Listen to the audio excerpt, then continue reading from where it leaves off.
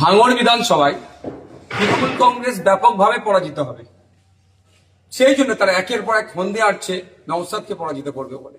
কিন্তু ভাঙড়ের মানুষ যথেষ্ট সচেতন, তারা তৃণমূল কংগ্রেসকে পরাজিত করবে। বিষয়টা হচ্ছে, একটা ভিডিও দেখলাম যেখানে নকল ইভিএম মেশিন নিয়ে গিয়ে মানুষকে বোঝাচ্ছে কিভাবে ভোট দিতে হবে। আমাদের পক্ষ থেকেও বোঝানো হচ্ছে।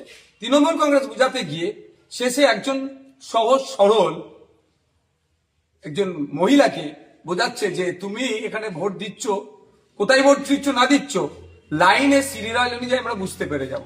অর্থাৎ তাকে প্রভাবিত করা হচ্ছে, তাকে ভয় দেখানো হচ্ছে তৃণমূল ছাড়া অন্য কাউকে ভোট দিলে নাকি তৃণমূল জানতে পেরে যাবে, আর জানতে পেরে যাওয়া মানে পরবর্তীতে কি ব্যবস্থা গ্রহণ করবে এটা না বলে তারা ভয় দেখাচ্ছে। এহেন আচরণকে আমরা ধিক্কার নিন্দা জানাই। সরকার সাহেব তৃণমূল কংগ্রেস গণতন্ত্রের কথা বারবার বললেও এটা কোন গণতন্ত্রের প্রমাণ দিচ্ছে? এরা মানুষের মতামতকে তারা প্রাধান্য দিতে ভয় পাচ্ছে। আমরা বলছি সাধারণ মানুষের উদ্দেশ্যে, এই ধরনের কোনো সিস্টেম নাই।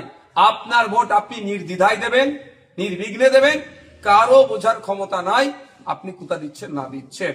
এবং ভয় দেখানো হচ্ছিল সিসিটিভি নাকি ক্যামেরায় সব দেখা যাবে, এগুলো সমস্ত মিথ্যা কথা, মিথ্যাচার। আপনাকে ভয় দেখিয়ে প্রভাবিত করে আপনার ভোট লুটতে চাইছে। অ্যাকচুয়ালি এদের লক্ষ্য হচ্ছে ভাঙড়ে এয়ারপোর্ট করা, সেক্টর 6, 7, 8 তৈরি করা, ভাঙড়কে উচ্ছেদ করা।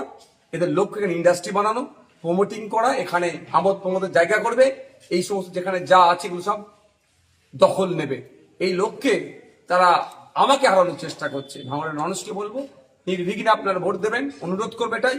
ইভিএম মেশিনের 5 নম্বর বোতাম টিপে আমাকে খামচিন্দে ভোট দিয়ে ব্যাপক ভোটে জয়যুক্ত করবেন এবং দুর্নীতিগ্রস্ত তৃণমূল কংগ্রেস সাম্প্রদায়িক বিজেপিকে চিরতরের জন্য বাংলা থেকে বিদায় দেবেন।